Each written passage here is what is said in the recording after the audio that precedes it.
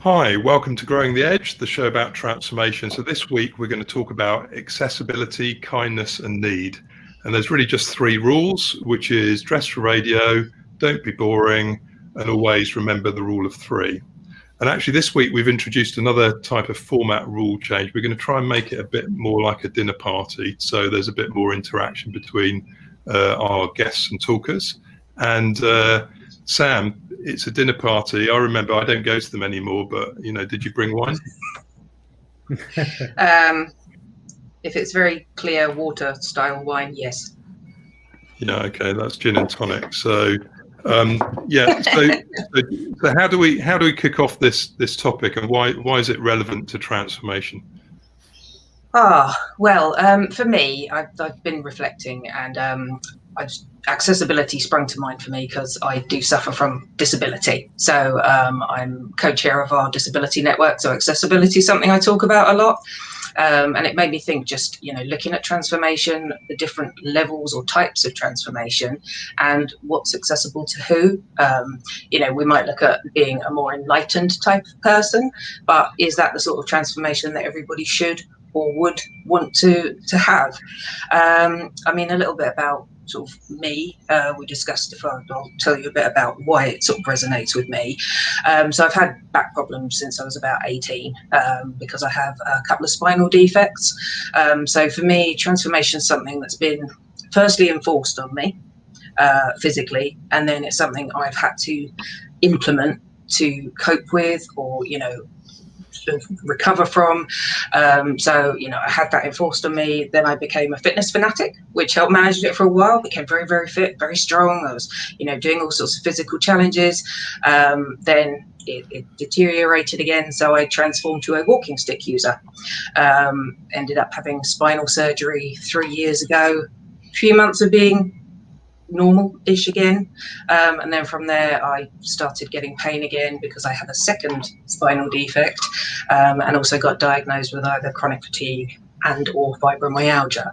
So again, another enforced transformation, which left me thinking, God, what can I do? What can I do with my life? I can't really go out in the evenings, so social life, okay, life narrows down.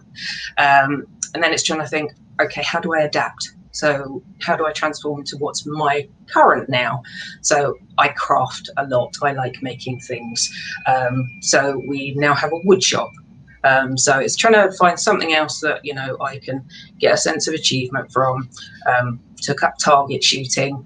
And as part of that transformation, it's learning to deal with pain. Like if somebody says to you, you're pretty much never going to be comfortable in your body again. Nobody said that, but that's mostly what it's like. So it's learning to deal with, that fatigue, any anxiety that goes with it. Did you want to say something, Chris?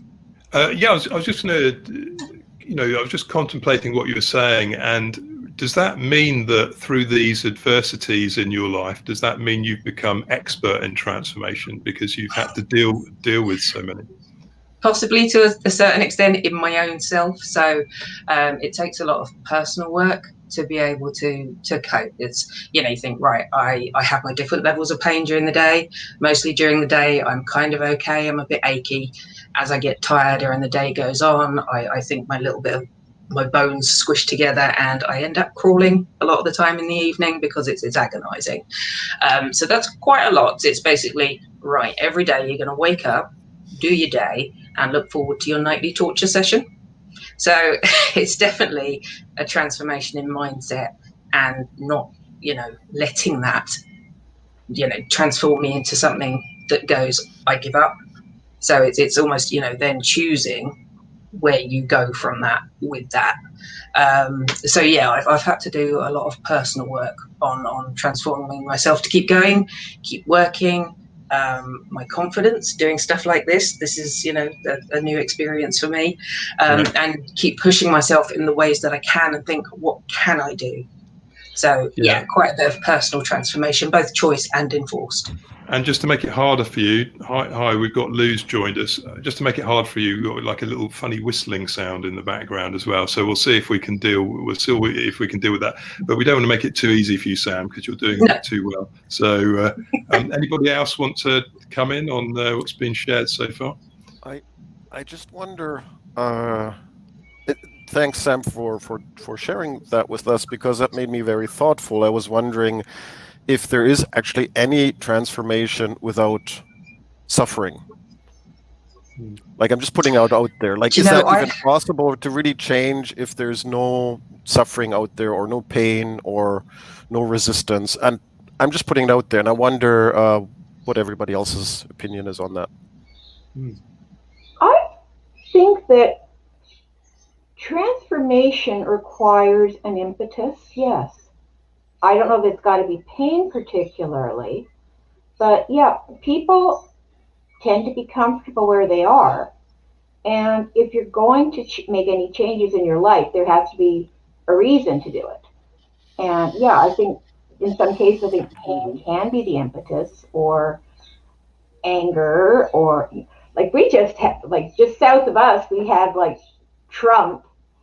Need I say more? But that was the impetus for millions of people to become more involved in the democratic process.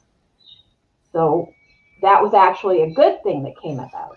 And I would say, as far as the country is concerned, I think it's probably going to be transformational. So what we're saying is we need something that's going to push us outside our normal routine. Yeah. It's the comfort zone thing. My own experience with transformation is it only happens when something fundamental gets taken away from you. And it could be many different things. 10 years ago, I lost my wife, and I realized now that was the start of a transformation that would never have happened if she was still around.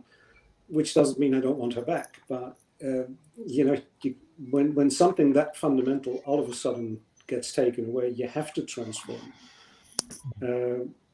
So yeah, I think, but suffering, I take a little bit of exception to the word suffering, because I think suffering in some sense is overused, because suffering is also an attitude almost, or a perception of what's happening.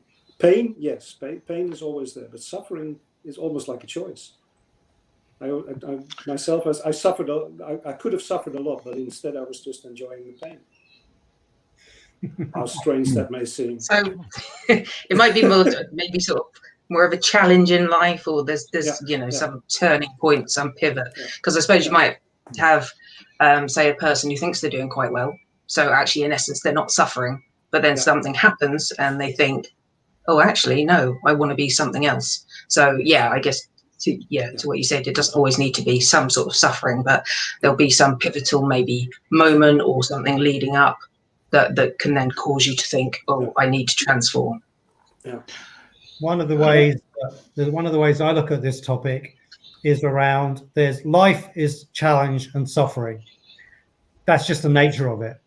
Then there's the degree, I think Bard is speaking about this in terms of, do I make it worse?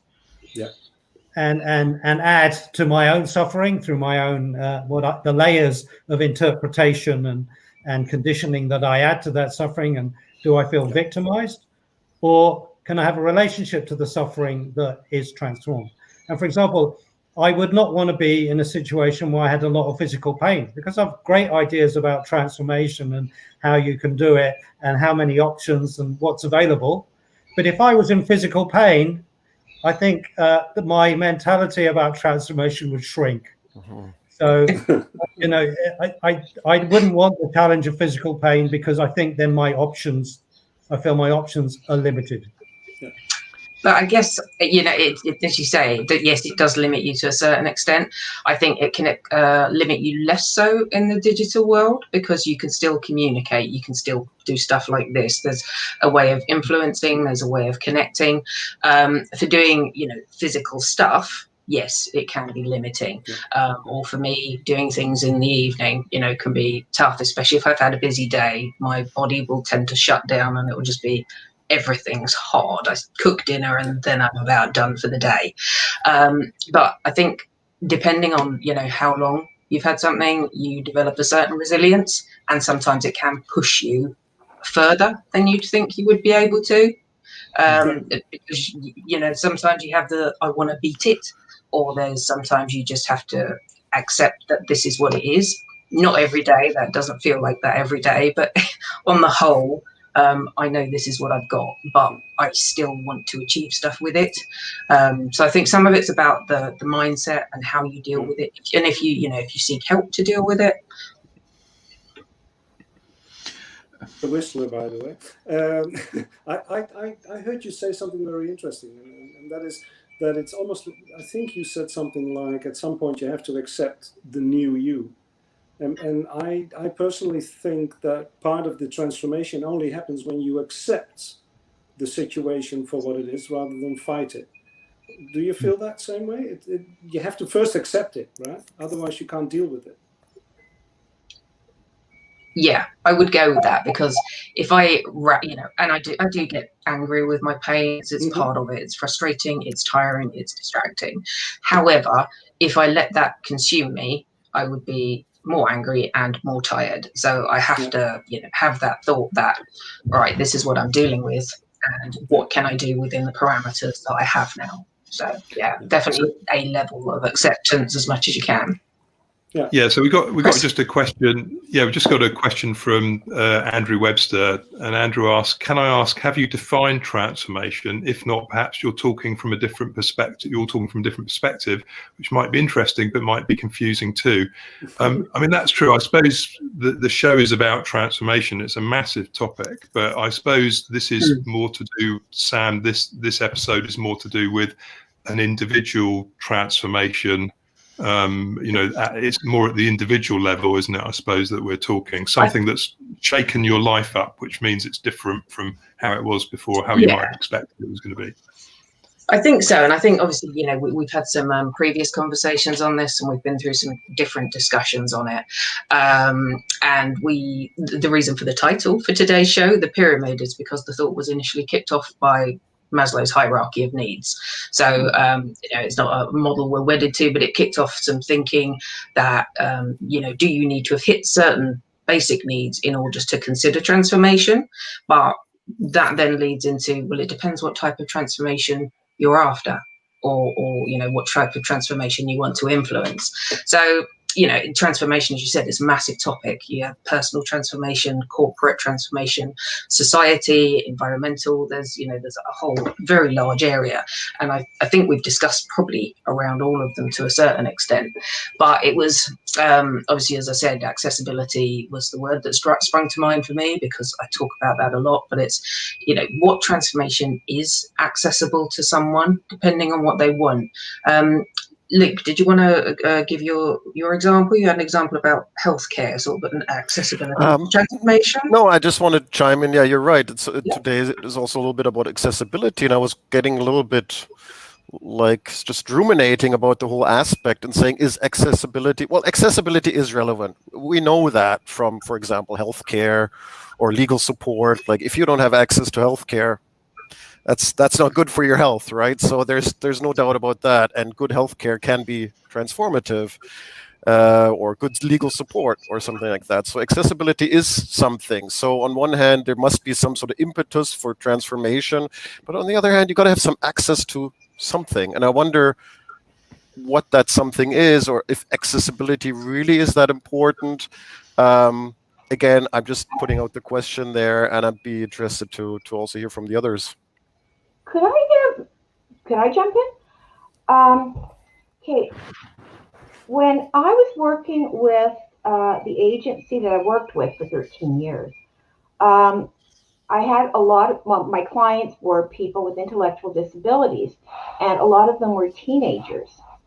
And when you're talking about accessibility, sometimes it is like physical accessibility, but sometimes, and this is what we found, it's access to other people. And when you're outside of the norm, then accessibility means how do you connect with people inside the norm? And I remember one of the ways that we did this was I ran a youth group. It was part of a province-wide initiative, but I ran it within my city. And we started a weekly teen group. Now, some of the people had intellectual disabilities. So we had to figure out, how are we going to get normal kids in here? Because it's not really something that normal kids are going to want to do. And we have a 40-hour-a-week requirement for graduation. You have to volunteer 40 hours in a semester, or it was in a year, I can't remember now. But I started going to the schools and offering to provide the 40-hour-a-week volunteering requirement if they come to my group. And I had my captive audience. So what we did was we would take the first hour and we do a little teaching, like videos, speakers, and then we'd have the students interact with the kids in the disabilities within the group. And we'd have activities like challenge meals, where a normal child would have to like pretend that they couldn't be fed, or things like that, where you'd sort of like switch things around and get the normal kids to just sort of like break down, that's them and this is us. And it really worked. It's just a matter of breaking down that like 10 minutes of mental, the difference that, okay, let me put it differently. The need to back away from something that's different is so hardwired in us that you've got to have that little bridge to get the access into, oh, it's just another person. And we managed it so well that we went up to 70 kids, and I'm talking about like after the 40 hours was done. There were normal kids that would come back and would bring their friends. And we did a lot of activities. And some of them became, actually, I have a couple of those kids that actually went into working with people with disabilities. And a lot of the others, they started helping kids with disabilities get into the mainstream in their schools. So yeah, I think access isn't just physical access. Access is the acceptance into the society. And it's something actually that I'm having difficulty with my adopted son, who has severe PTSD and really has anxiety problems. And there aren't really places that he can go and just be around other people and just have normal conversations and that, because most people his age are working and he doesn't work. And that, again, it's an accessibility thing. So yeah, when you're talking about accessibility, yeah, there's a certain amount of interpersonal transformation that has to happen in order to make that barrier permeable. Whoops. Is it then about relationships? Is it the ability to enter into a relationship, and that relationships are that which are transforming us? Is that what the we key? should probably? Yeah, I was just going to say we probably need to just like mute a little bit. So sorry, Luke. Do you want to go again? I'm just going to, while you're doing that, I'm just going to quickly plug my laptop in because I've just noticed the power cord is out. Yeah, I'm just wondering. I mean, is relationships undervalued in terms of transformation? I mean, there's some people out there who say, "I don't need a teacher. I don't need help. I'll get everything. I'll transform myself.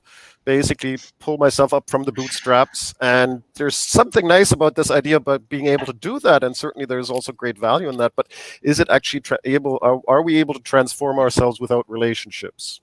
I don't know. Today I'm putting all the questions out there, but I really want to know: is relationships the key? Like reaching out to others, having a community, being with others, that which then gives us the opportunity for transformation. Louis, were you gonna? I'd like to respond to that. Yeah, I'd like to respond to that because like Mary, some of my background was working with young adults who were on the margins and excluded. So I like this notion that transformation for some is to be included and to be play a part and I'll an tell accepted you, though, role. So I for think a some, lot of the transformation to- happened with the normal children. Yeah, yeah, I think yeah. they benefited With, as much as the others. a lot of our efforts were to either help the young people help themselves. However, one of the things that if there were young people that were doing what Luke described, I don't need anybody, we'd call them compulsively self-reliant, whereas in fact that was a kind of dysfunctional behavior because they were so closed up they couldn't accept help from anyone else. And those young people that did, the beginning of those young people's accessibility and inclusion began with the relationship, Mary. It began with a significant other, usually an adult, that cared. So it began with a trusted adult, because mostly these young people and young adults had no adult figures to whom they really had a bond, who they could really guide them or around to guide them. So the beginning, I think you're right, Luke, particularly for those that are on the margins and suffer trauma as a result of their upbringings. The relationship for me is the unit of transformation. Mm-hmm. I think there's different types of relationships though, aren't there? So there's the relationship that you have with yourself, and that starts with the relationship that you have with your body. So to Sam's point, she had to accept herself and accept her change and reconnect almost with her body and work around it and adapt to it. There's the relationships that we have with others, and I think accessibility is really about letting go of fear. So it's letting go of everything that we're afraid of in allowing that relationship to happen. And I think to your point, my experience of working with really young children that are in trauma is that it can take such a long time for them to let go of that fear that actually sometimes adults will bypass them as a lost cause when actually they're not. They just require that safe space and psychological safety for much longer than another child who maybe is less traumatized. And I think it's the same with your body. Your relationship to your body, once it's been broken, can take years to reestablish. And then you have to test it under different constraints at different times. So how do we let go of the fear in transformation?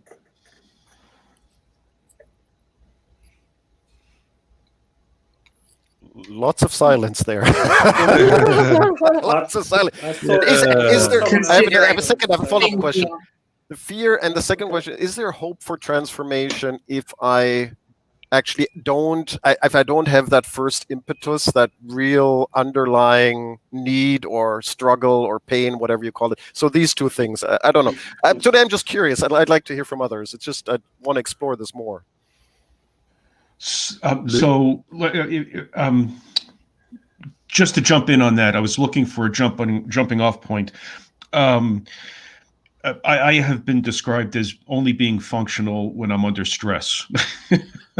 I guess I have been recognizing that over the last year or so. But for me, the transformational point was I thrive, I guess, on challenge.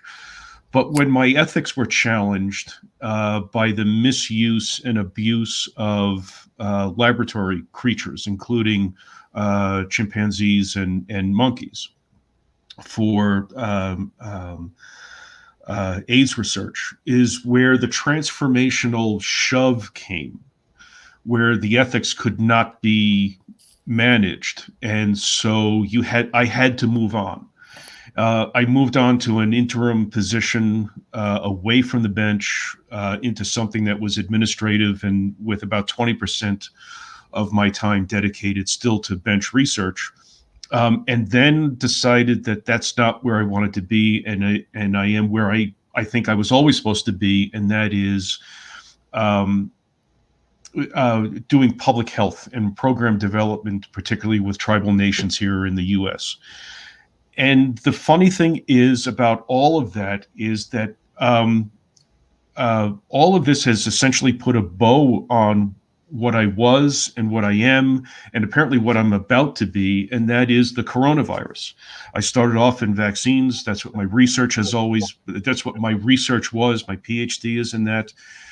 Had experience with coronavirus, and now from a veterinary perspective, and now I'm using that same knowledge, bringing it forward into this public health and health commands with some of the tribal nations I work with. But the challenges I always used as, and still do, use challenges to push me forward. But there was a challenge that forced me to make a change. And that change was to go from a bench scientist to part research administrator to now working in communities. And so, Luke, what you were talking about is the change, the transformation, the initiation of transformation, I think had to come from me internally to accept that I was unable to work in an unethical situation. I don't mind working in gray zones, but abuse of animals is fairly black and white for me. And then reaching out to others to complete the transformation, to push it down the road and become what I am now. So we're talking about something that reminds me a little bit of the hero's journey. We're like leaving something. We're leaving something that's known, and then we're letting go. Again, this reminds me of J. Brian Hennessy and his work. There's ask yourself, let go. We're letting go of something, aren't we? And we're answering the call to adventure. We don't necessarily know what's on the other side, but we know we have to release this mental bond that we have with something that we need to move away from, whether it's to do with our bodies or our circumstances or our minds or whatever it might be, or our relationships and loved ones, even in some cases. So it's that we have to almost say goodbye to something that was there, but now it doesn't work anymore in the way it did. That's pretty tough. I want to say something about this, because that was my idea. Came up about two things. First of all, you have to go through a void to really transform. You cannot transform by just rearranging the things that are already there. You have to really let go of what's there, and that's a void, and that's what we're most afraid of. But the other thing is about relationships. Relationships can be both an anchor that hold you back from changing, as they can be a support for the transformation. And if you look at the hero's journey, there's two sides of it. You first have to say goodbye to certain relationships, but there's also coming back. The transformation is not complete until you make new relationships on the other side. And I think that's where the people that want to do it all on their own go wrong. Well, wrong is a judgment, but where they get stuck is you can leave on your own and do a lot of work, but you cannot return on your own, because you need to return to the relationships that make you human. So in the hero's journey, of course, there's the role of the mentor, isn't there? There's somebody that's going to help ease the crossing into the world of adventure, where somebody can be transformed. I think I just want to add to the subject of fear, what Caroline also brought up. I think this subject is so important, and I don't know why it's so undervalued in society. Like, we all know somehow why it is, but if we all know about that, let's say, mythical structure or cycle or change process, which is basically universal, why aren't we able as a society to teach this in a better way and prepare people for it and say, it's totally okay to be afraid. Actually, that's part of the process, and it'll always be part of the process to be afraid. And it's okay, because that's like a signal for you that somehow you are heading in the right direction. And now we're going to, there will be mentors along the way and all that's sort of good stuff. But that message doesn't seem to, at least not in education, come across. Maybe in popular culture, movies and all that, yes. But and narrative, of course, but not so much in education. Do we Why think is that's that? because people see that as a weakness still? Or? Yeah, exactly. I was going to say, I agree. Yeah, I think Do you want to go, Dave? our current power, No, I was going to say Sorry, I agree with the fear thing, but I think as we're brought up, we're not taught to take risks, are we? You have to get things right in school. You have to do things this way, and there's this very structured way, particularly the way I was brought up in school. It is you have to get your grades, and there's no margin for error. So you're not really taught to take risks and embrace fear and do it anyway. So I definitely agree. It's something, and if you're not taught to embrace it, then maybe there aren't enough people aware of what's holding them back in the first place. Are they aware it's fear, or is it just this inbuilt voice that says, oh no, don't try that? Well, it's also state management, isn't it? So once you're aware of it, it's how you manage yourself in that state. And a lot of the work that I do with leaders is firstly around identifying state, realizing where their embodiment of that state is, and then how they manage that. And the purpose of that is just to get us at an even kill. We need to be doing that continuously in order to be able to respond appropriately to different challenges. So there's no reason why we can't respond to any stress in the world in a non-stressful way, but our management of ourselves has become so lost in the story of everything else that goes on that we've actually forgotten how to do that. We've forgotten that we're also important as part of that narrative. We're not just players of the game, but actually we're central to the narrative. It is part of the fear also, Caroline, and Luke, is it that we're also measuring ourselves by somebody else's benchmark rather than our own?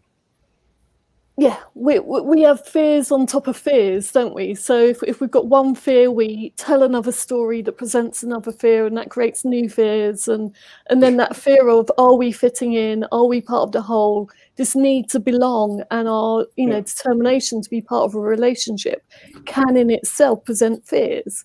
So it's this piece on compliance, and it's this piece on which we're taught to be. We're taught not to be creative and reactive. We're taught to be compliant and polite and serving of others all of the time. And actually what we've discovered over time, and women are far behind in this journey, what we've discovered is that actually it's okay to be different.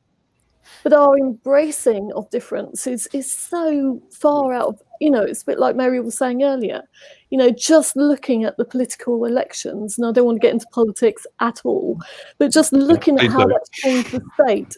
But it's these kind of tipping points, it's these disruptors that actually help us to reduce our fear and move forward in a different way. If I may say something about that fear thing, one of the things that I think is underestimated is how much of that fear is not even ours, right? Yeah. We borrow the fear, we get fear imposed upon us. If I look at children, they start out with very little fear, right? There's some things that they may be afraid of, but there's a lot of things they're not afraid of until other people start telling them that they should be afraid. And I think part of the problem we have is that we have so much fear imposed upon us that we don't even know what's ours anymore. And that's the point Andrew Webster makes in the comment, actually. He's saying, it's a social threat. Is it our fear, or is it imagined, or is it placed upon us? I'd like to... somebody says in the comments, just addressed me here, says, Luke, failure is not defined as a necessary for success. So until then, fear of failure rules, says Valerie. And I just want to point out one thing. It's nice to talk about fear and encourage people to embrace it.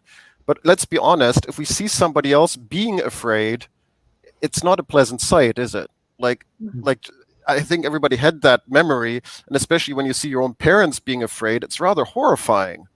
It's really puts you really in the depth of everything, into darkness. So, we might now talk about this, encourage individuals to embrace it, which is fine, but seeing it in others is not something that, let's say, pleasant to witness. Actually, it's very terrifying seeing other people being afraid. And we're too quick to fix, aren't we? I wonder if the overemphasis on sort of psychological fear is somehow emphasized or pronounced because of our cultural dissociation from death. So basically, our whole technological process has actually created an immunity from death. So even now, even if you're suffering in the worst possible way, nobody will turn the machine off because technically you're still alive. So there's a kind of, a quality of life if you're coming to the end of life. But there's a kind of technical relationship to death. And I think transformation, death is an inherent part of transformation. So as Sam was saying, different people saying, things transform through something else dying. Nature transforms, the butterfly, the seeds, everything is kenotic, is giving up its life for something else. So therefore, the psychological fear is because we're not really connected to how life actually functions. And our systems and our institutions are trying to actually keep life at bay. They're not designed like living systems. They're actually trying to keep life, control and dominate life so that we can survive and be comfort. So I'm dying to say something. Exaggerating. I saw what you did there, Bard. Go on. No, I missed it. It goes deeper than that. It's really like you cannot live your life by holding on to it. Right? It's literally if you're afraid to lose your life, then you can't live your life. And we have turned it all upside down. So that's where, and I don't know when exactly this started. It's probably a few thousand years now, which gets quite boring. We should stop it. But this whole idea that you can be safe is ridiculous in the light of the fact that the only thing we know for certain is that it's going to end. So what's this safety all about? Why the obsession with prolonging it when the end is inevitable? I think that's really sort of the core of one of these issues that stops transformation, also on a societal level. We're not taught to accept the fact that life is a process, which means it has a beginning and an end. But as you said, no transformation actually happens unless something dies. So if we, sorry, go on, Caroline. I was going to say very quickly, a couple of things came up for me. One of them is I've got this little book called the Book of Five Rings by Musashi. So it's a well-known book of strategy written in the Edo period. And Musashi is it Miruhito Musashi? He was basically a samurai ronin, and he was undefeated in about 60 duels. So he killed at least 60 people. But he was a bit of a philosopher and a writer. So he wouldn't have satisfied Liu's criteria for sort of ethical people to hang around with. But he was a bit of a philosopher. And his view was the way of the warrior at least it weren't animals, right? Yeah. The way of the warrior is death. So if you can conquer that fear of death, he's really saying that's where he gets his invincibility. For he's also really into there's no difference between people, only in their heads. And it was all really about understanding that death. And it was making me wondering, I do relate to the fact that, yes, death is not as present in, it's almost a taboo maybe.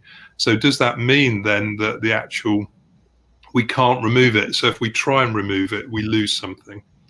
We need to have that presence. And I know in some, cultures, that people actually think about, death is celebrated, death, there's a, meditated upon and all of these sorts of things. I just want to play devil's advocate here, because we can sit now here in the safety of our homes and philosophize around fear, but let us imagine we all would be now collectively terrified of something, right? Let's say for our lives or for our existence and all that. I don't think from that state of mind we could now sit here and really make good, profound statements about fear. We'd be worried senseless about something else, for example, how to survive. But that goes back to that's the flip side of fear, right? It sort of like puts us into the survival mode. Andrew writes, by the way, in the chat, Luke, that's spot on. When the meta parents gods are scared, OMG.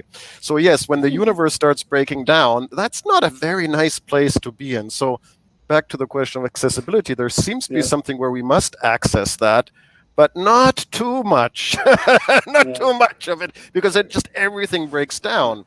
right? Yeah, but this So goes it's back to about Caroline. balance. This is state management, right?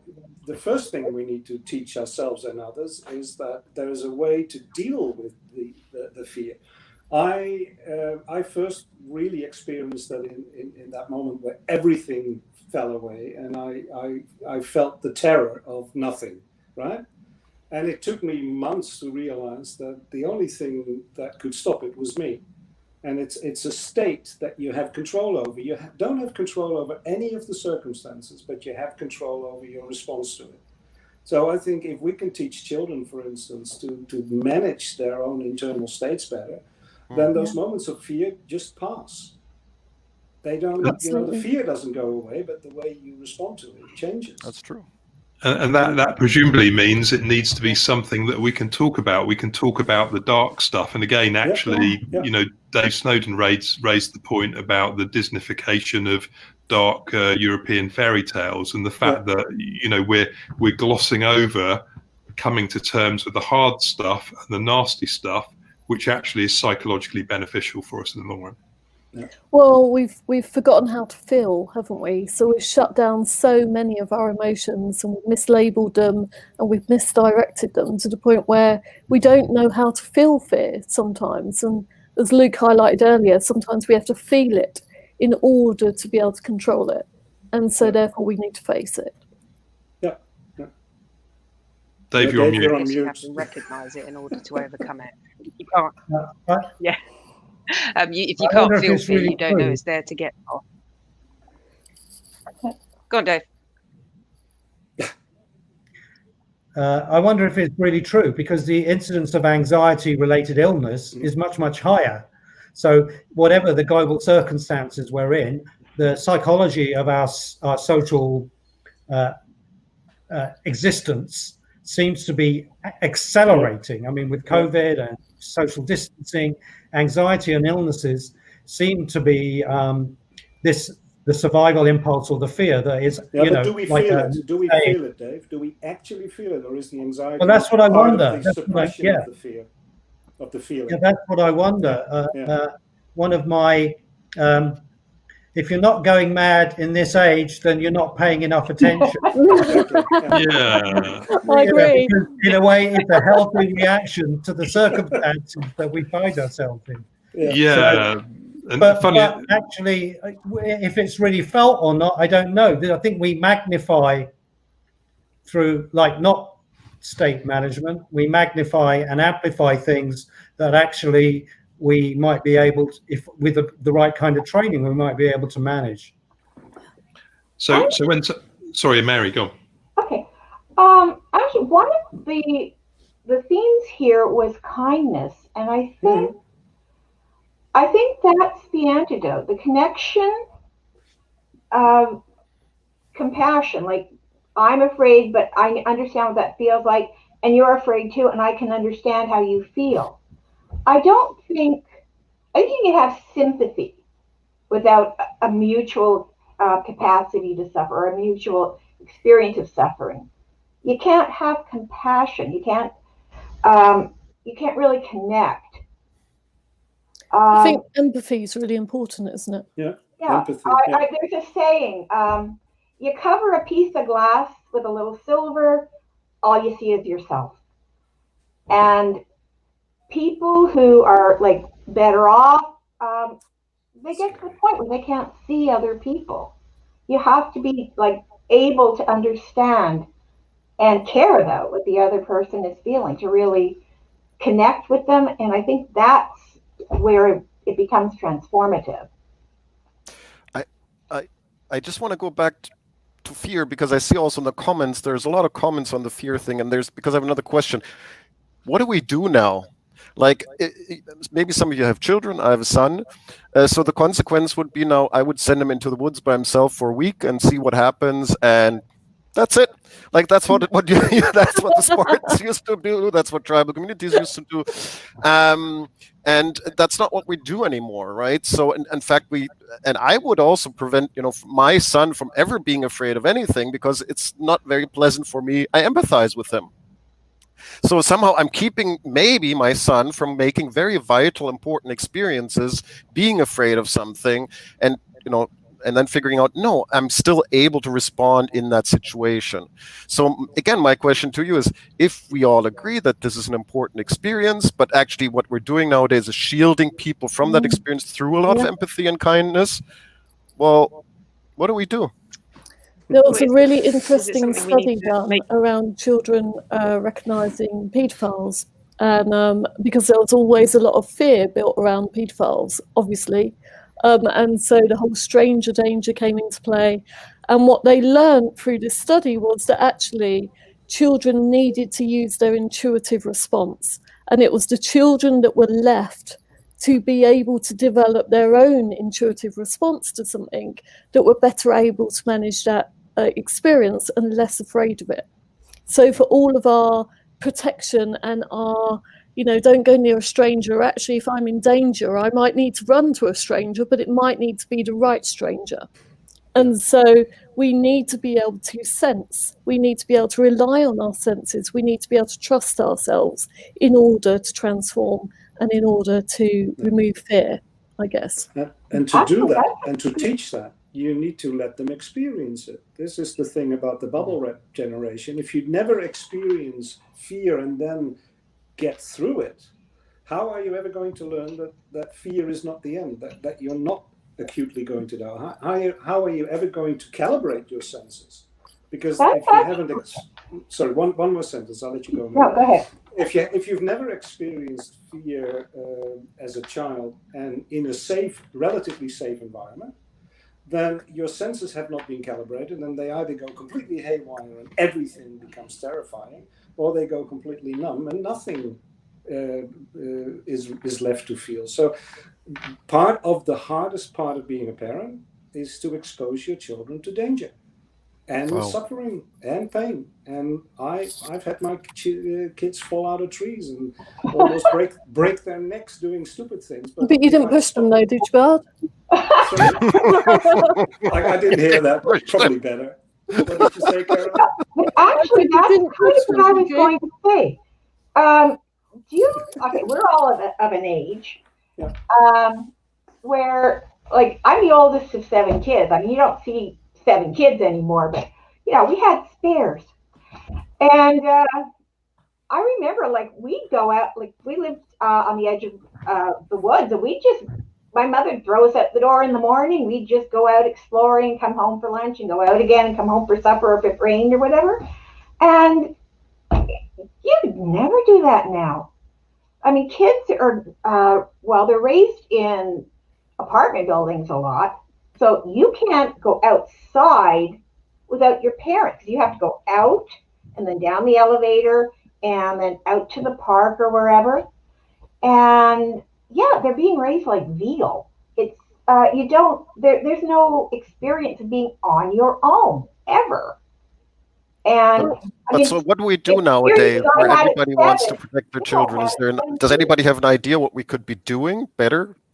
Well, one thing is live in smaller communities. One experiment that I found refreshing was I took my kids out of the city and we moved to the outback and into a little community, and we discovered that you can let your children roam free in what looked like a much more dangerous environment, right? It was a bit of a jungle out there. There were snakes and spiders and everything was trying to kill you. That's how Australians love telling about the jungle. But in a little community, there's always some adults around that they can run to when things go wrong. And in a city, strangely enough, you have 1 million adults and there's no one to run to because everybody's a stranger. So I think part of it is we've lost the tribal connection, and here we go again with the relationship connection. There's not enough people around that we can completely and implicitly trust to then do stupid things because we know that they have our back as children. And we did that. We did that as a community. We did that out of fear again. So, hate to talk about paedophiles all of the time, but one of the things that we did was we taught men not to pick up young children. We taught men that they would be looked at differently if they did. We taught men to avoid kids in parks. Yeah. And what we actually didn't do was realise that actually a paedophile is going to pick up your child, but a man who's perhaps got 2 kids at home, or, you know, is going to treat that child well, is not going to, because they're too afraid of actually what that might look like. And I think there was a comment earlier about perception and how perception becomes our reality. I can't remember if it was Valerie but you know, this idea that what we perceive becomes the reality, or how we feel that we're perceived. So there's one element that says how we perceive ourselves is our reality, and then we're told to go and get feedback. Well, if you go and get feedback from the wrong person, that then becomes a new reality. And so how do we manage that? How do we then, when we're trying to transform and we're trying to go into something new and something that's unknown, who do we listen to and what do we listen to? You're asking, like, what direction, how do you know what direction to go? Exactly. Are there still good rituals which can sort of like be placeholders for that exposure to fear? I mean, in the past, rituals were great, right? I mean, just look at Christmas and Saint Nicholas coming with, I mean, in Germany, they have the stick like that, threatening the kids if you weren't good. Like, it was terrifying. And so they worked, the Sandman's coming. If you don't get sleep, the Sandman's going to throw something. Do we still have that, or is there still hope for rituals to learn fear and to deal with it? I think we miss the real ones. We miss the initiation ones. Those are, you know, those used to be the most important rituals that you could go through. Is when you have a ceremonial marking of entering a new stage in your life, and I have really deeply felt that that's been missing in my own life. For instance, how would I ever know that I've become an adult when there's no ceremony to mark it, when there's no initiation into the next level of secrets? And I think we really impoverished our society by getting rid of those initiation rituals. The other one is, how do we get them back? That's my worry. Once you've lost them, how do you get back to that connection? Can we restore it? I don't know where to start. So Sam's initiation. Sam's on mute. Sam's initiation ritual is appearing on a live stream show for the first time. Do you feel transformed, Sam? I do. I'm just trying to figure out which is the best method of stopping the whistle, but I'm just going to go with it. So I do feel thoroughly transformed. Thank you for asking. Yeah. And I was just going to actually link in to both the fear and the tribal stuff. So fear essentially has caused us to lose our tribes in a way, because we've distanced ourselves from people who might be dangerous. We've built our houses, which have essentially blocked us off from sort of tribal living, except in our mini family tribes. So how would we go back from that? How would we go back to a tribal way of being, where we then feel more empathy for others? We understand others, we see different perceptions, and because we can see different perceptions, can we bring in transformation on a larger scale? Is it about going back to something similar? Have we bubble wrapped ourselves too much? What's interesting about that, Sam, is that in offices we've knocked down all the walls and we try to create more collaborative environments. So in order for transformation and innovation to happen, we've actually just broke down the walls and said, okay, let's have everyone sat on the floor. We've got executives going in their civilian clothing, no longer in suits.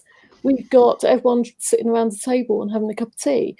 And so we're recognising it in the work environment, but in our own communities, it's almost taking tragedies like COVID to bring us closer together as a community, to check on our neighbours, to make sure they're okay, to be more aware of, you know, just by wearing a mask. But in order to do that, we're also, again, creating a little bit of fear for children, because how are they going to move past this transformative state? How are they going to move past this period where they're not seeing adults smile, they're not having the same relationships, they can't touch anybody, they're seeing their grandparents through windows? And so whereas we're knocking down walls on one point, we're building them up for the pandemic in another way, and we're creating all these barriers. And why?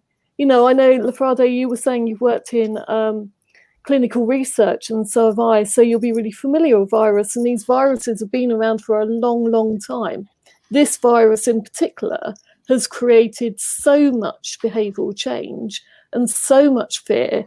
And so, you know, rightly or wrongly, because there's clearly been a lot of deaths. But the reality is, what does that do for children growing up today and our relationships? I miss having a hug. When I can next hug someone, I fear for their lives. I'll be touching them all over. It'll be horrible. They'll be scared. It'll be nasty. I'll be like all over their face and their hair, like, you know, as if I couldn't see them. But it just is, what is that all about? What do we do with that state? Because that's a state of fear that we're creating. I wonder if there's, go on. No, go for it. I wonder if there's a hidden message that we're missing around COVID, because I mean, it's very hackneyed and used, but there's this idea of human relationships called Ubuntu. I am because you are. Yes, I love that philosophy. All the social agreements around that sentiment have been decimated by our economic, social, technical development. So we can't go back to those rituals, but until there's a kind of internal recognition of individuals that I am because you are, we won't ever get anything back. Because in fact, COVID's lesson is we're all interdependent on one another, and one spot of aspiration from my mouth, you know, that. So until I take some responsibility for the collective and the welfare of the collective as myself, where that, to me, that's the lesson of the moment, is this interlinked interdependence. Until we're awake to that, to a large conscious degree, the lessons of COVID won't be learned. Agreed. So, I was just going to say, did Lou want to come in, Bob? Just real quick. Bob woke a couple of things up in me. It was the idea of markers of adulthood, or whatever it happens to be in your life that you want to mark along the way. I benefited from Jesuit education in high school and college, and Jesuits taught me three things. Well, they refined my cursing and drinking. That was the first thing. I had a third grade nun who referred to me as foul-mouthed Frank. That should give you some idea. And the Jesuits refined that into a more a finer etiquette. The second thing they taught was celebration of death. If a fellow Jesuit passed, it was indeed a celebration, a knockdown, drag out, drink fest. That I did attend a few of them.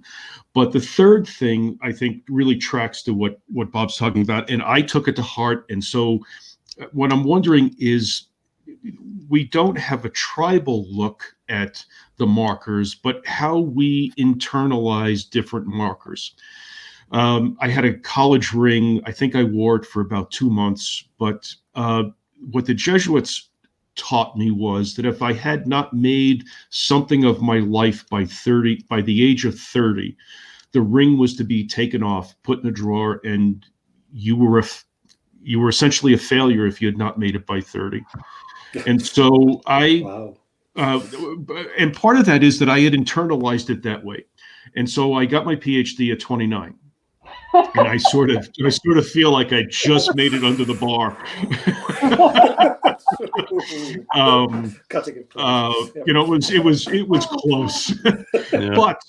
But you know, that was a driver. And so that goes to what Bob was talking about earlier. And it's a recognition. I mean, I don't know that I was fearful of it, but it drove me. I try not to live my life in fear. I had parents who lived in fear of everything. Everything was about fear. And I've tried to live my life not fearful of things. You can be wary but try not to be fearful. And so that was the thing about the ring. I put it away. I never wore it. I think I know where it is. I don't care about the ring. I made it by 29, got the PhD, and was off doing my postdoc and everything else. So I wonder, do we each have to find the milestone? Well, I love this story because I was going to say to Dave, there's a magic word that you mentioned, and it relates to this. These initiations also come with responsibilities. Part of the initiation is it raises the level of your responsibility, but it's made explicit, right? The nice thing about an initiation is you're a man now, you're a woman now, this is what is expected of you. And in tribal societies, those responsibilities were much more intricate than in our society. Because we don't have responsibilities anymore, we have liabilities, which is a completely different thing. But what I hear you say about the Jesuits, the ring came with the responsibility to make something of your life.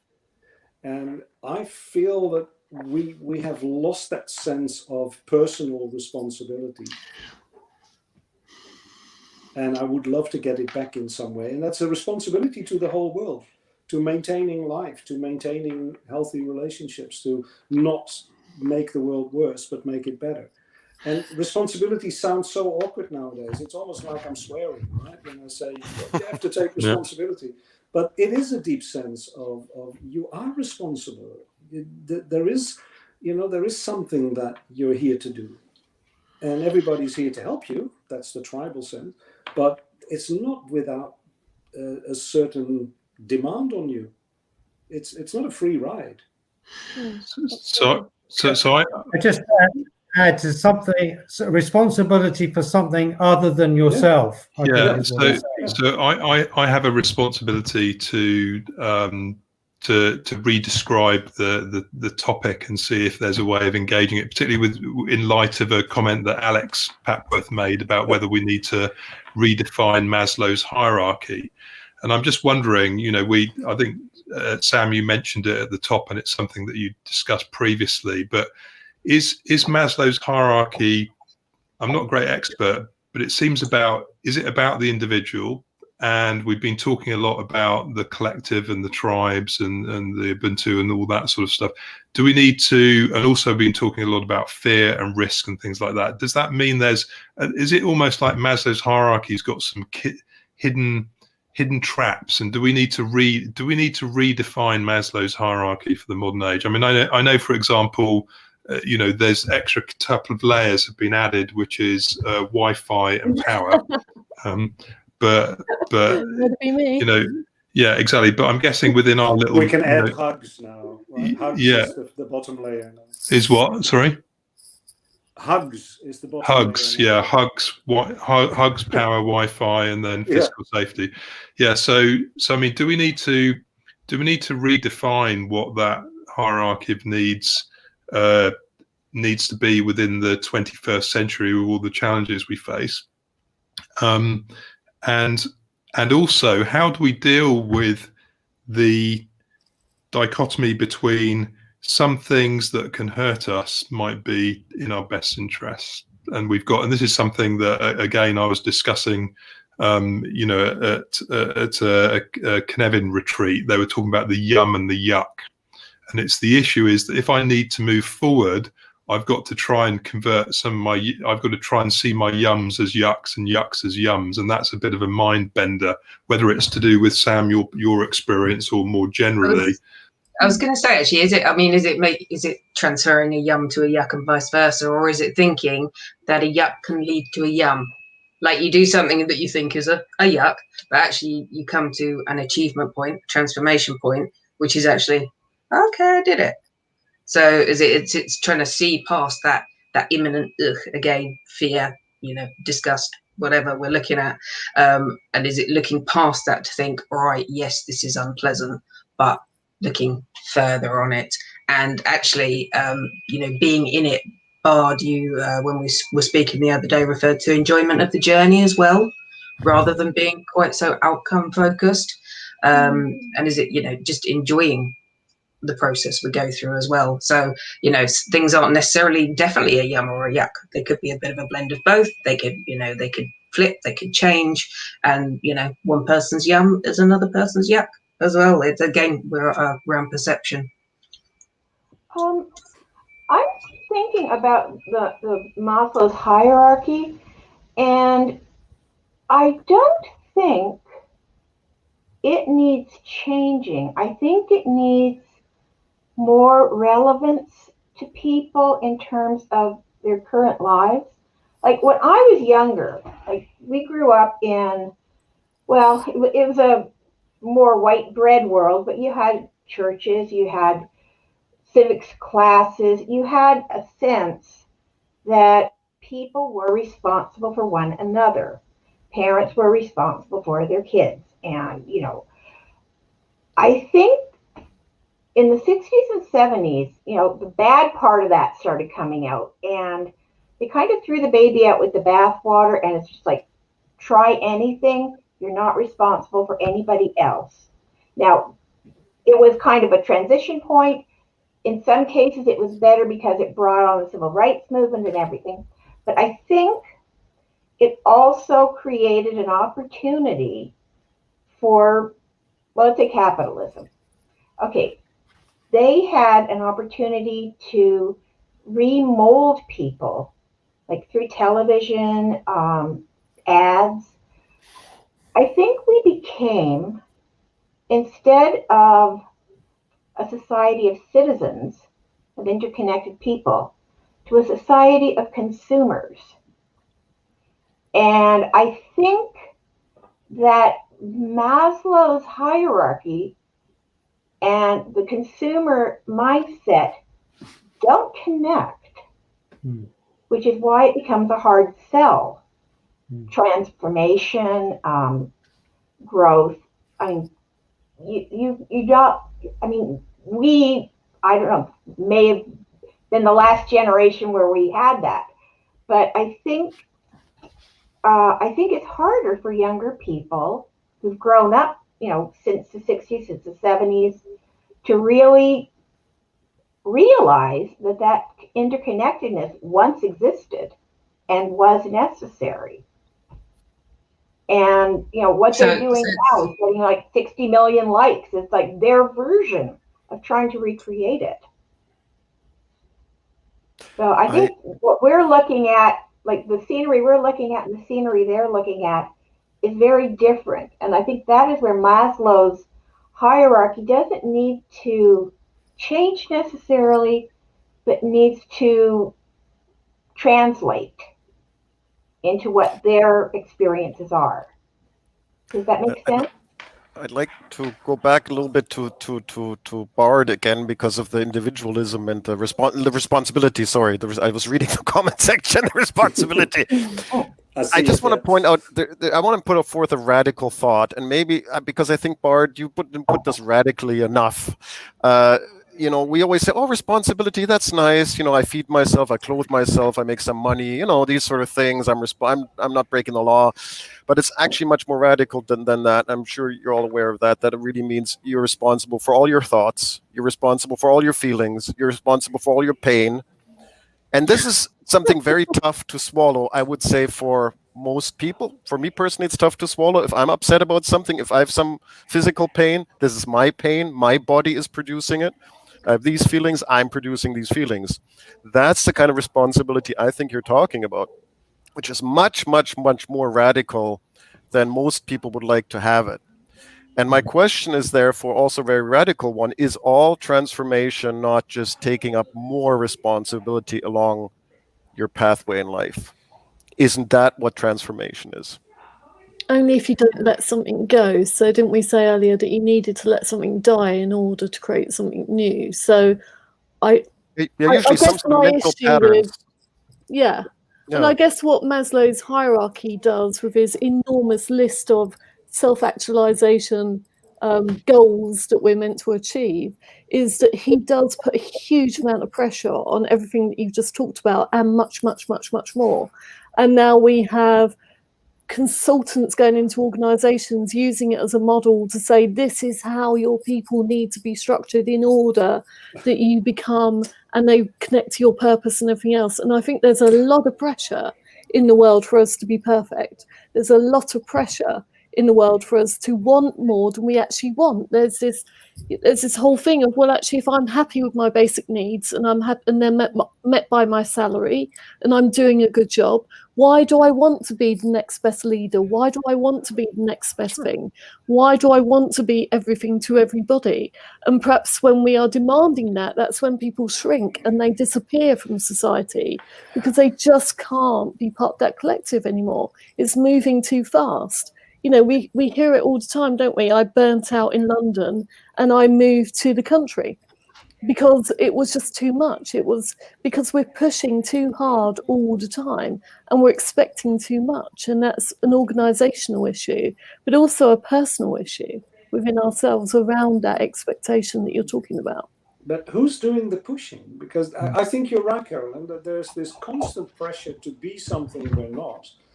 But coming back to this individual and collective responsibility, who's doing the pushing? I think we're all doing it. It's a collective. And Maslow's pushing. doing it. Maslow's doing it in his self-actualization. If it was up to me, he's not even here and he's doing it. Yeah, exactly. Yeah. But why are we collectively pushing ourselves into a state that is fundamentally unhealthy and unsustainable? Why are we even doing this, right? It's not that we're dying. We have all our basic needs met. And I'm talking about the richest part of the world. There's parts of the world where they're much poorer and actually in danger of dying from hunger that are far further on the road of self-actualization than we are, right? So what is happening here? I don't know why we do. What's happening here? Mary knows, I think. Well, Mary knows. Okay, I think it kind of relates to what I was just saying. Everything else that was an authority on how you're supposed to live fell away.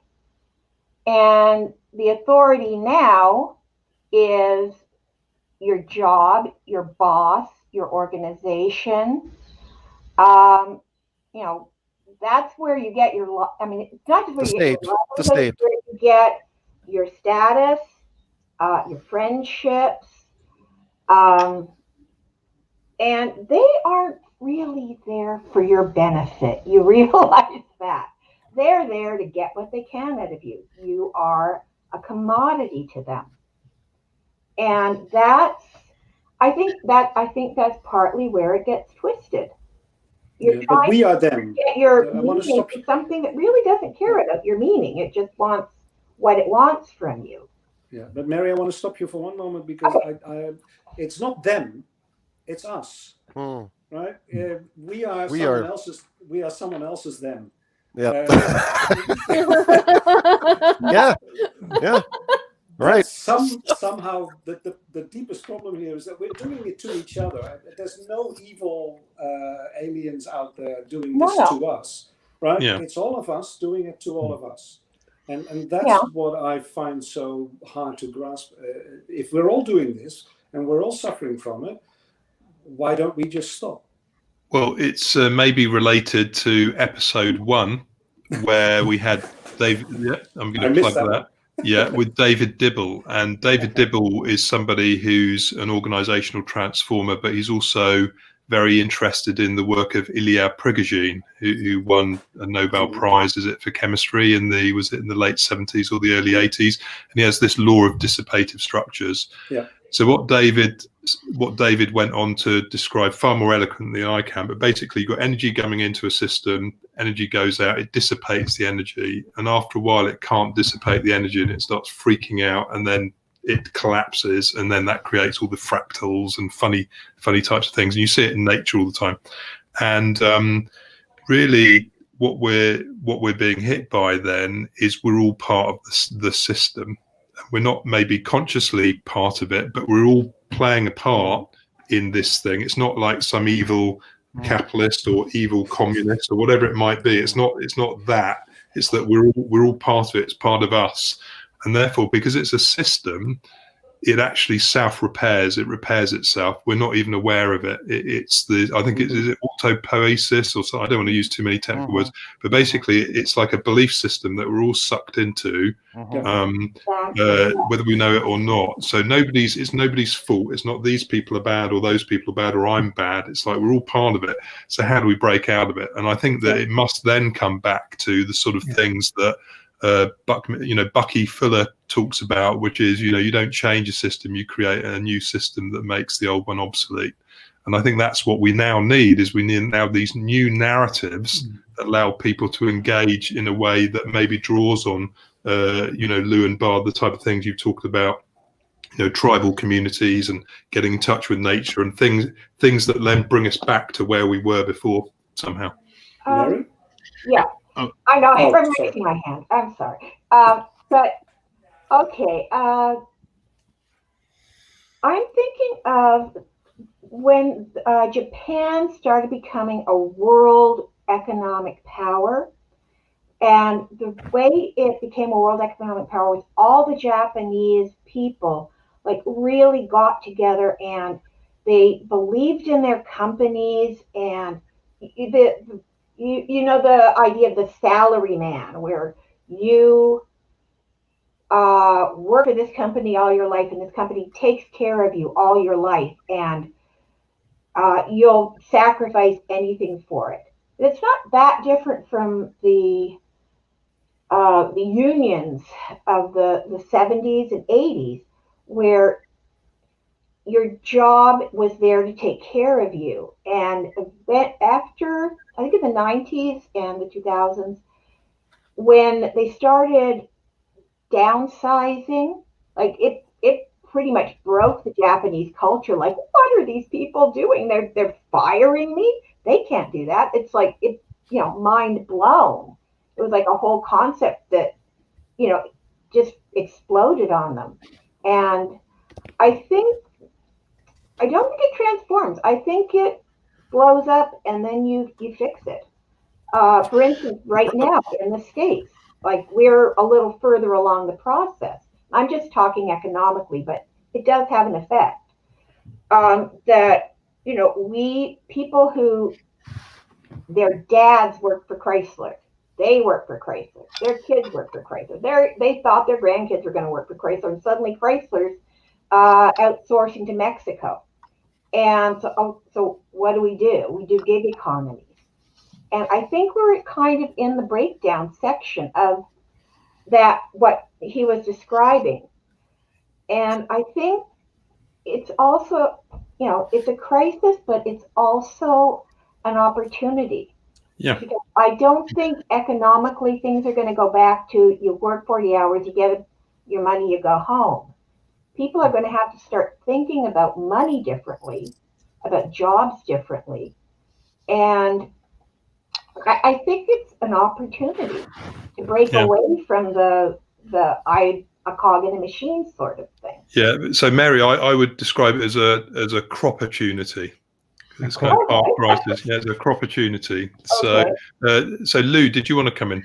I need to say goodbye. I'm sorry, I have some technical issues. Sorry, Lou, but I just I have some technical issues. So there's something blowing up here on my computer. Okay. It's great talk. The comment section this time was amazing, and the discussion was amazing. Sorry about that, but since we're only going on for another 15 minutes, I'm probably not coming back. So I've just got to reboot the computer. So we haven't upset you at all, then, Lou? Me, Dave, Chris, you got to try harder. Try harder to upset me. Next time, give me the pepper and everything. That's give right. everything. Do everything. Right. Right. I'll try that. Great. Try. Thanks. So real quick, just to come back to what Chris was talking about earlier. I think one of the big changes that's really happened over the last 10 to 15 years in what I do, and that is, and I think we can sort of tie a bow on this. It used to be that program development, program evaluation, everything that we do was all about what needs to be fixed, what's wrong with whatever it is that we are doing, whoever the we happens to be. And about 10 years ago, was struggling with some grant writing, and what we did was we shifted it to, here is what Tribe X does really well. Everyone does something very well. This tracks back to Brian Hennessy. Everyone has that innate ability. Each of the tribes that I work with has an innate ability to do something really well. And what we started to do is build our grant applications off of what they do really well. And if we track that back to Maslow, it's not about fixing something. It's about taking the positives. It's about taking the assets and resources, laying that out as the foundation, and where is it that we need to fill in the holes of the community, of the tribal government. And once we started doing that and building off the positives, instead of aw shucks, we just can't do this, we can't do that. We went from struggle. 6 years ago, one tribe we were working with, we had $150,000 a year off of one grant. And when we did the switch to positive approaches to the grants, they're operating off of about $18 million a year. We went from the 150,000 to 18 million a year in grant support. And it was that simple shift of how we viewed ourselves. And by looking, I say ourselves because we are a team. I am not tribal in any form. But if we once we as a team started to look at it as instead of the aw shucks, this is what we do really well. It ballooned to the point now where building off of those assets has allowed my primary tribe to adapt to COVID, into these hybrid approaches to healthcare, to business, to tribal operation. And instead of looking at it as, I can't do this unless someone gives me $10 million, I can do it. I just need somebody to give me a little support to get over the hump. That was the thing. And so, sorry, Chris, but you gave me that thought, and I needed to jump in there. Yeah, absolutely. So I wouldn't mind just if I go back. Doesn't that relate to the responsibility? Absolutely. You encourage them to take responsibility. Yes. But you start with positive. Absolutely. Why why come in and tell somebody, geez, you just don't, you need to do 10 different things in order to become successful. Yeah. No, we're already successful. Yeah. It's just there are some things we don't do as well as others. And so why go through this thing of constantly needing to fix ourselves? And I looked at the Maslow thing and I thought about that pyramid, and I just thought that's not what we're doing. We're taking all of the assets from higher up, putting them down below, and then building up and then making the fixes. And actually, Ryden makes the point that again relates to our friend J. Brian Hennessy about nothing to fix, only embracing who we are. And Brian talks about uniqueness with a capital U. I'm just wondering if I go back to very briefly, Dave, and then I'll come in. Well, I had a question because I resonate with what you just described, because that's what we try to do with young people in the last 5 years of my work. But I'm wondering, in this moment of opportunity, because it's all in flux and the institutions are breaking down, the old systems and ways of doing things are not sufficient. Yeah. What are the qualities and characteristics we need to create? Where do we place our intention and attention to build the new system? That's what I'm interested in. Brilliant. And that's an excellent segue into the point I was going to make, actually, which hopefully Mary will then be able to comment on. Oh, and that's the, I suppose, it's to do with, this, uniqueness and finding it in ourselves rather than measuring it from the perspective of other people. Things are breaking down. Why? Prigogine, see episode 1. What do we need to do to fix it? To some extent, uniqueness, talk to Brian, episode 1. What we also need to then think about is we talk about accessibility, compassion, and need. And I'm not quite sure. I think we maybe need to talk more about compassion. So we've got about 6.5 minutes left. And maybe that's a good, obviously we could go on all night, but I'm wondering if Mary, we need to kind of, in terms of how do we need to rebuild, how do we need to fix, given that we haven't maybe spent as much time talking about, the C word, is, compassion is surely part of it, isn't it? I would hope so. I think it's the glue that holds people together, but it's not popular because it's expensive. I guess I could give you an example from my own experiences with my adopted son. In the book, we call him Chris, so I'm going to use Chris. Okay, when he went through a very terrible time. I met him through the agency. He became somebody on my caseload, and I had to find him a home and a place to work. And like, okay, well, you're set on to the next thing. But things started breaking down with him, and I'd start getting more and more pulled in. And I don't know if this is really part of this, but you get a sense of pathway of where you're supposed to be going. And my path was sort of like pulling me toward him. And as he started breaking down more and more, eventually he had a suicide attempt and he lost his home. And I write in the book about this one. I visited him in the psychiatric ward, and he just had hit his lowest point. And I was looking at him, and there's like a split in the path. I guess it's just explain it. And there was, okay, be the social worker, do everything you can, and deep down, it ain't going to be enough. Or dig up a little bit more and do what needs to be done. And that, I think, that the currency of the second choice was compassion for Chris over my own comfort, which, believe me, went way in the rearview mirror for about 2 years. But I think that's it. I think it's expensive. It costs. Yeah, I disagree actually. Well, or rather, my take. Not that I disagree. My take on compassion is that it can be incredibly cheap, and so because it's like an infinite game rather than a zero-sum game. So, for example, I've become more because I used to be a bit of an arrogant arse when I was younger, and for some reason that I shed that. I don't like a lizard skin, snake skin. I don't know quite how, but I shed it, and as actually to do to some extent with my own challenges with pain in another sort of way maybe. But used to be. Thank you, Brian. So Brian. Thank you. So yeah, so that's Brian being compassionate. That's right. Yeah, that's right. I'll get you back for that, Brian.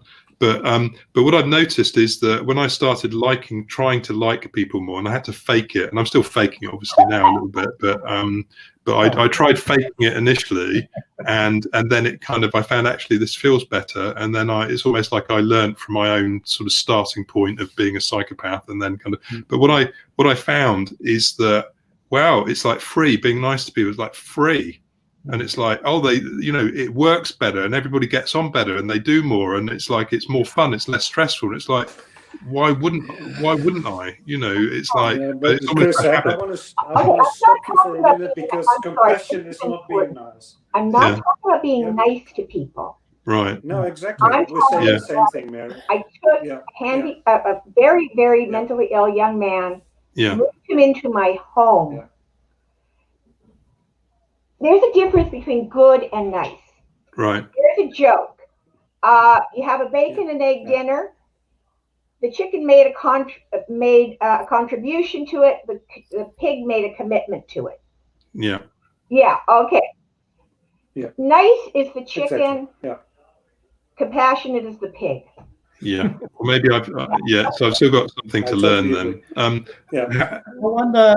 Now, compassion is often mistaken for Nice kindness. people and tend it's not to totally be good not the people. same I hate thing. to say it, but you get Yeah. to the point where other people aren't going to like you for doing it, or it's going to cost you, and that's where Right. Well, that then gets us into moral empathy and the things, doesn't it? Yeah. Where we have to sometimes we have to be cruel to be kind. And I know, like Vernon Myers talks about that. Of, you call out Uncle Joe for being a racist. Uncle Joe's not going to enjoy that, but it's actually better if it's done. So even though it's painful for everyone. As long as compassion also means seeing yourself in the other's faults, right? If you stand above it and say, well, you're just a stupid racist, you ignore the fact that he is you. And what you see is a reflection of a part of you. So compassion is feeling together. And you cannot be compassionate if you're not prepared to see yourself in the other person. And what Mary says is completely true then, is kindness is often sustaining everything that is harming them. How can it be good? How can that be good for them? You have to be tough and sometimes quite nasty to stop them from harming themselves. And that is expensive for yourself too, because that's the last thing you want to do. But but presumably it still can come from love, even though it could be expressed as as kindness, it could be expressed as compassion, but it comes from love, which again goes back. I think everything has to come from a positive intention. So I think, and a lack of ego. So I think back to your point that you have to be able to see your own self in somebody else is a really important point.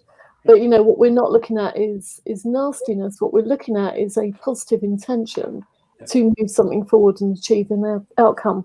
And just because we are on the last couple of minutes, I just want to say that my favourite line of the show is answering the call to adventure, Chris. I love that. And I want to do that every day and every moment of every day. I thought that was great. Great synopsis for transformation.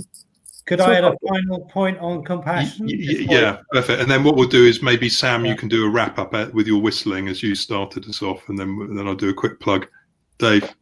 So I think I resonate with what Bard said, because I think compassion's about suffering with. So the depth that you're able to be with your own suffering is the depth to which you can be compassionate. So if you're not able to be still and live with your own suffering, then this commodification of compassion really winds me up. And the way that it's sort of used so loosely, because there's a much deeper aspect to it. Yeah, and in my own defence, I was being slightly tongue-in-cheek with my description. Yeah, no, but I'm not attacking you, but in general, the way it's used commercially really winds me up. So Sam, do you want to do a quick kind of little kind of what you whistle wrap up, and then I'll just say thanks, and then talk about next week's show very briefly. I noticed Dave nicely came back round to suffering, triggering transformation.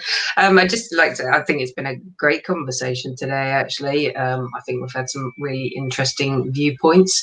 It's been good to be part of this, actually. So never done a wrap up. That's okay. Well, I fumble. That's my house style, actually, is fumbling through things, and it's people are turning up, so but yeah, brilliant. So thank you particularly then to everybody today. Thank you for Mary, Caroline, Sam, Lou, catching me out with just the surname there. Bard, Dave. Thank you for Luke, who had to leave early. Thanks for Sam's whistle, particularly. I think it might be a fan problem, Sam. And the IT man. Yeah, thanks for. This won't be cured by rebooting, unfortunately. Thanks for StreamYard, great platform, and thank you most of all for everybody tuning in. And we really appreciate it. If you've got any comments, that's great. The other thing is, I will post in the chat actually our Slack link, which I forgot to do because I should have got it up. So if anybody wants to join our Slack and continue the conversation, then I'm going to post the link if I can multitask well enough, and people are welcome to join in with our activities and conversations and come on the show and all that sort of stuff. So that's brilliant. It's been a good show today. I've enjoyed it. Next week we've got Words Weave Worlds, the language of transformation. So I'll post a link to that also, and this was early today, but it will be back to the normal time next week. So really, that's all from us today. I've been your host, Chris